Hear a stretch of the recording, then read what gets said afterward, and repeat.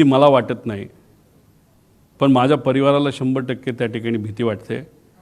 एवढ्या मोठ्या लोकांना जर तू अंगावर घेत असेल, त्याच्याचबरोबर एवढी मोठी लोक जर कुणी असेल, कारण ही घटना घडवायला फार मोठे लोक त्याच्या मागे असू शकतात, नाही तर लागतील, आणि मग या लोकांना तू अंगावर घेत असतील तर आम्हाला तुझी काळजी वाटते। हे माझ्या पत्नीली सुद्धा मला बोलून दाखवलं आहे, माझ्या मुलांनी मला बोलून दाखवलं आहे, माझ्या आईवडिलांनी आणि माझ्या सासऱ्यांनी आणि सगळ्या जवळच्या लोकांनी ते बोलून दाखवलेलं आहे।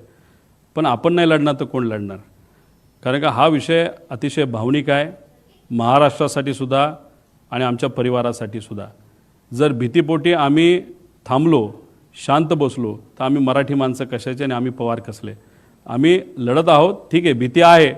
उद्या जाऊन या बाबतीत काय गोष्टीची दक्षता आम्ही घेतली आहे आणि बघू आमचे कार्यकर्ते सुद्धा त्या बाबतीत काय भूमिका घेत आहेत। उद्या जाऊन आपण बघणार आहोत। काही कार्यकर्त्यांनी इच्छा व्यक्त केलेली आहे की उद्या जाऊन कुठेतरी काही वेगळ्या पद्धतीने आपल्याला काही प्रोटेक्शनच्या बाबतीत करता येईल का, पण तो त्यांचा त्या ठिकाणी विषय आहे।